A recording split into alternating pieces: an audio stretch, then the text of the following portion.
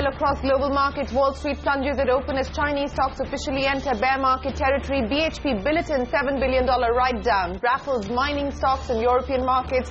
Dalal Street ends at its lowest level in 19 months.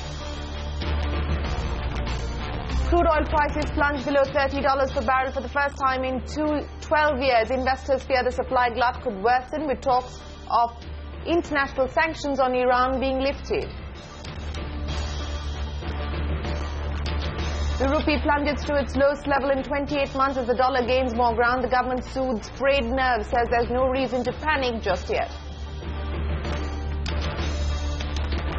SEBI cracks down on forward contracts in commodity markets, slaps a ban on all fresh contracts and cracks the whip on speculative participation.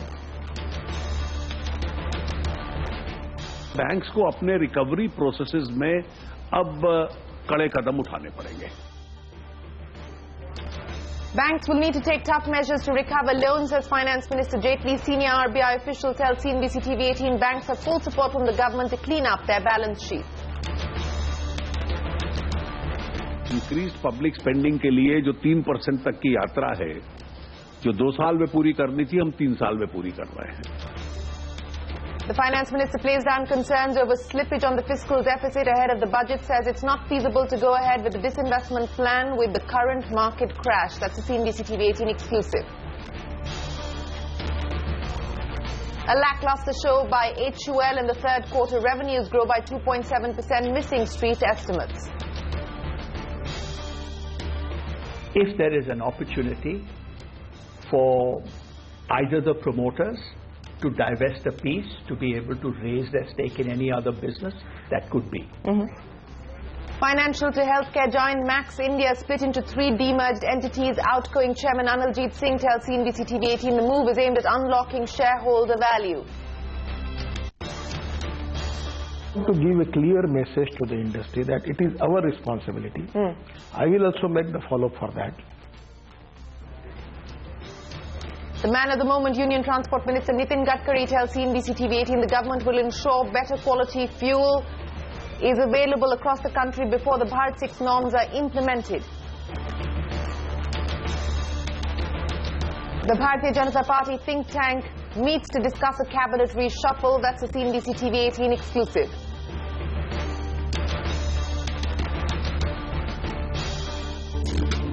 Hindustan का कोई जिला, हिंदुस्तान का कोई block ऐसा ना हो कि आने वाले दिनों में नए स्टार्टअप शुरू न हुए हो. The government's job is really, in a sense, to be the groundsperson and the empire.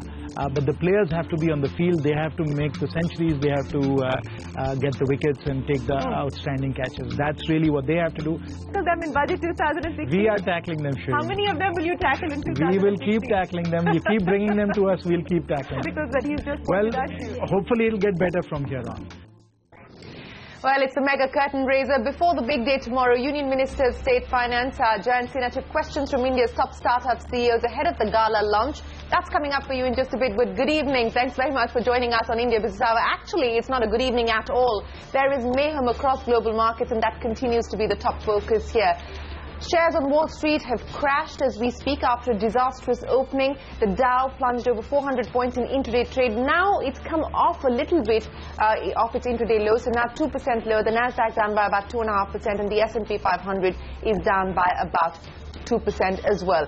Now, the reasons behind this fall. Number one, stocks in China have officially entered bear market territory. The Shanghai Composite is now below the 3,000 mark. European markets have ended the day with deep cuts, all the major indices being whacked out of shape, and this was led primarily by mining stocks, and that's thanks to BHP Billiton. The BHP Billiton stock nosediving in trade after the company announced a massive $7 billion write-down on its US business. Now, another reason for the collapse that we're seeing in global equity markets is the fall in crude markets. Crude oil prices plunged below the $30 mark again. This after reports that the Western world could lift sanctions on Iran in the coming days, adding to the supply woes. and now 5% lower. NYMEX back below 30 at 29.56 and Brent at 29.65. So we're seeing that collapse as well, and that's of course the action as far as the gold markets are concerned. So where are markets headed? Larry Fink of BlackRock predicts more pain. He expects equities to fall another 10% and crude to hit the $25 per barrel mark, and many on Wall Street echo those views. When we test the markets lower, it's going to be a pretty good buying opportunity. How much lower are we talking? What does capitulation look like? Another 10% from here, which is pretty nasty. Another 10%? Yeah. I mean, you could see that, and you could see oil testing 25, 24. But my worry about oil prices today, I'm sure 9 out of 10 of your guests talk about oil's going lower now, so it's a very heavy trade.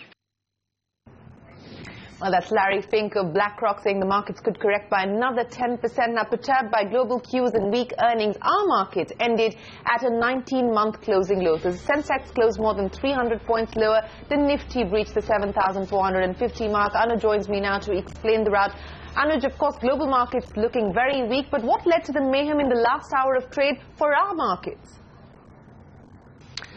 Well, mayhem clearly it is. The markets have capitulated, and it's been a rough week. The Nifty held out somewhat for the first 3 or 4 days, but today we saw quite a bit of decline for the Nifty as well.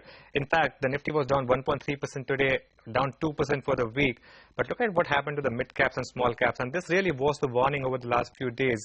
The mid-cap index was down 3% today, down 6% for the week. The small-cap index was down 5% today, and it's down 10% for the week. And this is the complete capitulation that we have seen in the mid-caps and small caps. But there's quite a bit of panic in the market. There's quite a bit of fear factor because a lot of stocks are hitting fresh 52-week lows. As we speak this week, PNB, SBI, Bank of Baroda, all of them down between 10 to 12%, all at 52-week lows. ICICI Bank down 8% at fresh 52-week low. You had Larsen & Toubro, TCS, both down 6% at fresh 52-week low. So there's clearly global concern, there's earnings pressure, and there is an overall risk of the sentiment being hit or the flows being taken away even from the domestic side, and that's clearly hurting the market sentiment at this point in time. Look at some of the high pedigree mid-caps this week. You had Syntex, which was down 25%, Wockhardt was down 19%, Jindal Steel was down 24%, Reliance Infra was down 15%, India Boost was down about 13%. So this is a market in which fear has completely taken over, and at this point in time, the big risk is that are we in the middle of a bit of a bear market? That's the big risk, and if the answer to that is yes, then you might have some more bloodletting to go before the screen stabilizes. But as of now, the screen is telling you that the market is extremely weak. Well, I guess we need the weekend to brace ourselves for more bloodletting. But Anuj, thanks very much for joining us and wrapping up the market action. Staying with market action, market regulator SEBI has taken its first big decision on the commodity markets after the FMC was merged with it. The regulator has decided to ban all forward contracts for commodities. Sajid joins us with the details. Sajid, why such an action? What does this mean? What will be the implications?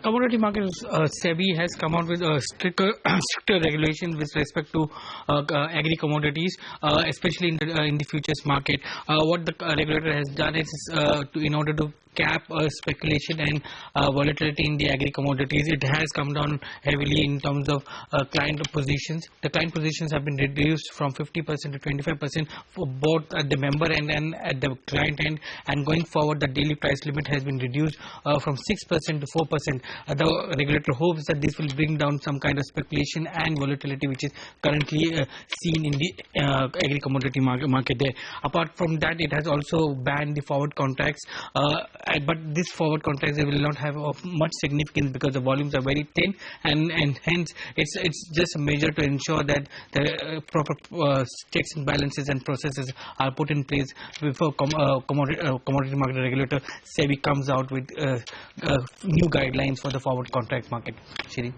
All right, so the implications may not be very material. That is the sense that we get from commodity market experts. But Sajid, appreciate you joining us with that story. On to the currency market action, where the rupee has hit another 28-month low in trade today, ending 30 paise lower. So what's causing the weakness? Of course, global markets and confidence. Lata joins us now to make sense of the currency action. Lata, how worried should we be? Exporters are not going to be worried. In fact, they'd actually be cheering this. But what does this really mean as far as we're concerned? Well, of all the asset classes that we need to worry about, I guess rupee is still the one that you would worry about much less.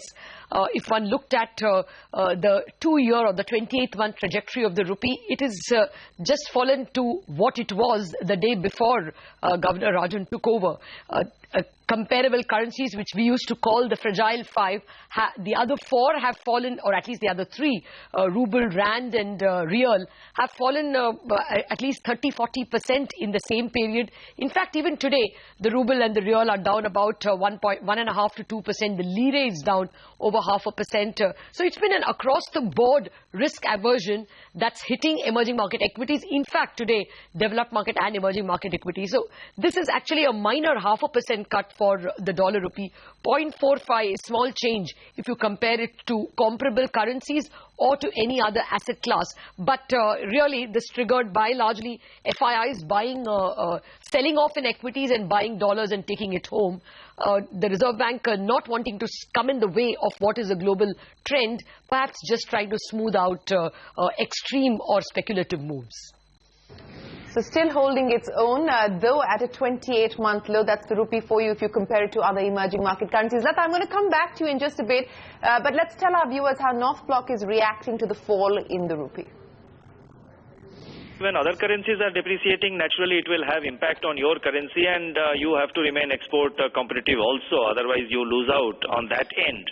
And this is a play point. What I'm trying to say is that the overall factors with regard to fiscal stability of India is concerned, they're pretty strong, and we are committed to further strengthen those factors.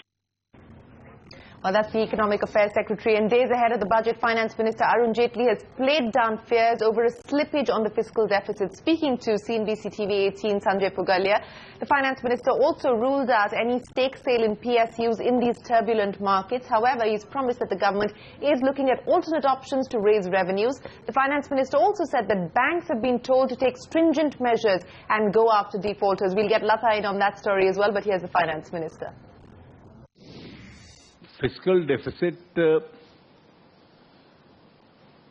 के बारे में जो eventual course होगा वो budget में ही आपको मालूम चलेगा सरकार का। पिछले साल सरकार ने घोषणा की थी कि इंक्रीज्ड पब्लिक स्पेंडिंग के लिए जो 3% तक की यात्रा है, जो 2 साल में पूरी करनी थी, हम 3 साल में पूरी कर रहे हैं। ये एक सरकार का पुराना स्टेटमेंट है। फिस्कल डेफिसिट मेंटेन करने के अपने गुण भी हैं।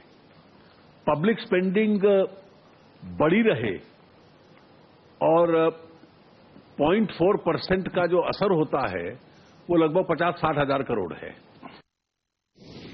बैंकर्स को जो हिदायत सरकार ने भी दी है और आरबीआई ने भी दी है कि इस पे बहुत बड़ी लैक्सिटी नहीं हो सकती, और इसलिए बैंक्स की हेल्थ हमारे ऊपर एक जिम्मेवारी है उसको रिकैपिटलाइज करना।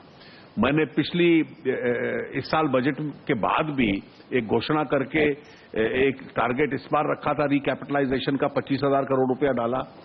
अगले साल के लिए भी मैंने 25,000 का वायदा किया है। मेरी अगर क्षमता होगी तो शायद उसको मैं बढ़ाने की भी कोशिश करूंगा, ताकि रिकैपिटलाइजेशन से भी बैंक्स की एक क्षमता बढ़ती है, और इसलिए बैंक्स को अपने रिकवरी प्रोसेसेस में अब कड़े कदम उठाने पड़ेंगे। बिल्कुल। Well, that's the Finance Minister. And Lata, you know, the government seems to be clearly backing the Reserve Bank on cleaning up bank balance sheets. So there is clear alignment between how the RBI wants to approach defaulters and how the government wants to approach defaulters.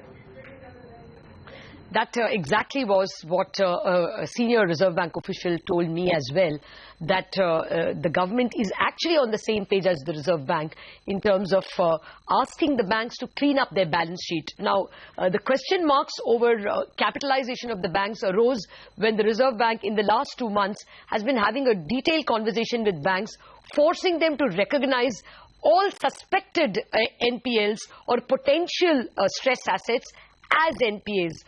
As is well known in the market, there is a fear that some of the loans that have been restructured under the SDR, strategic restructuring route, debt restructuring route, or which have been given a 525 lease line, so to speak, a lifeline, so to speak, are probably assets which would have gone bad, but which banks are just keeping alive.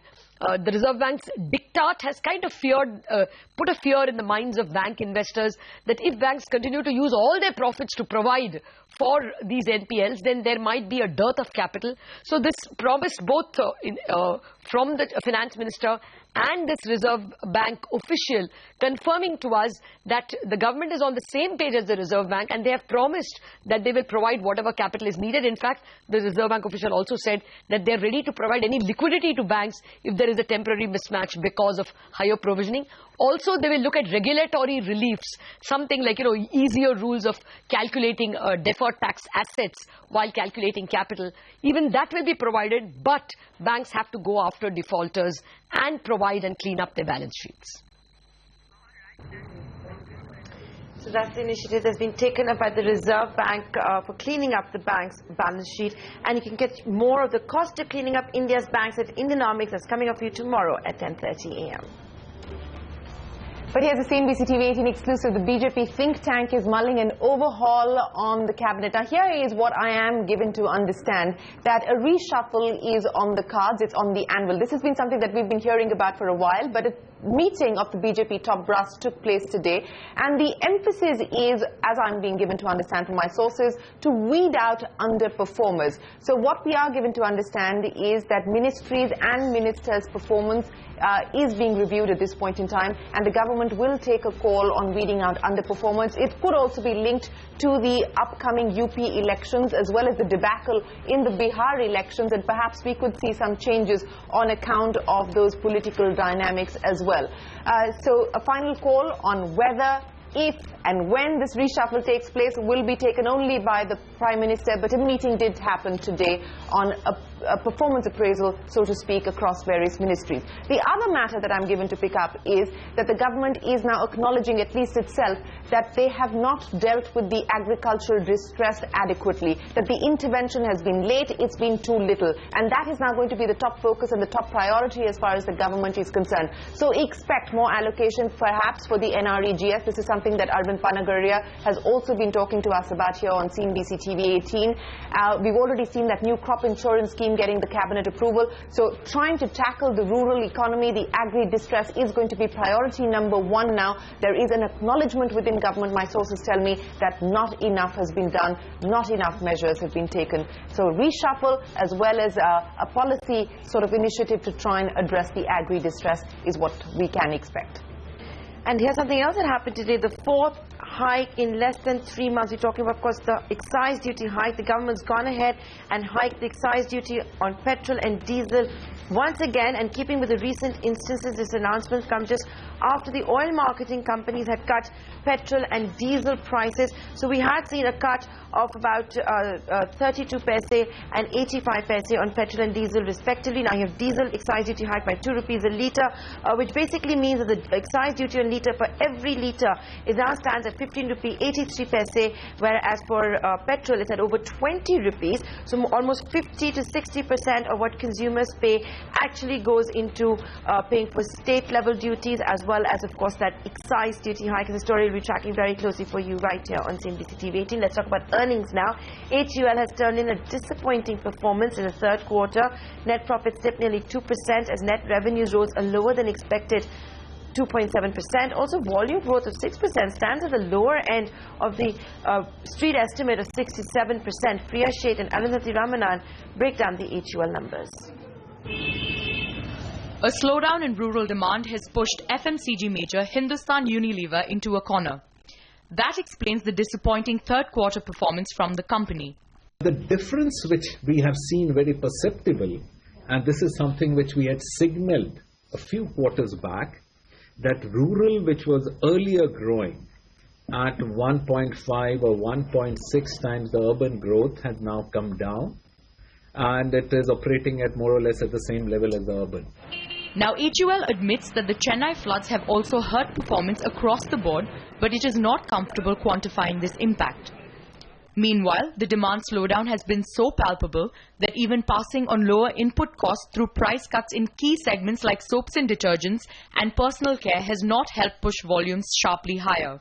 Now for some good news. its beverages and packaged food segments have seen steady volume growth, pushing revenues from beverages 7% higher and revenues from packaged foods jumping 12%. This is the 9th quarter in a row that packaged foods revenues have grown in double digits. In these segments, the company says it is not worried about competition from new players like Patanjali Ayurved. We are not obsessed about competitors. Our obsession is about consumers. We focus on consumers. We look at what are the unmet needs and how do we, with our brands, go and meet those needs and enrich their lives. That's what our focus is on. Now, as far as Patanjali is concerned, it is very clear that there is a growing segment in the natural space, yeah, and that is something which is not just a trend in India, but it is also a trend globally. We have a brand Ayush, which we have resurrected, and watch the space. There is going to be more activity in that space. Part of this strategy in the natural product space will involve synergies from Indulekha, which was acquired in December for 330 crore rupees. Be that as it may, HUL is still banking on volumes to drive growth, which some experts are interpreting to say price hikes may not come in unless something drastic happens with input costs. In Mumbai, with Priya Sheth, Arundhati Ramanan. With that, time for a short commercial break on the other side of India Business Hour.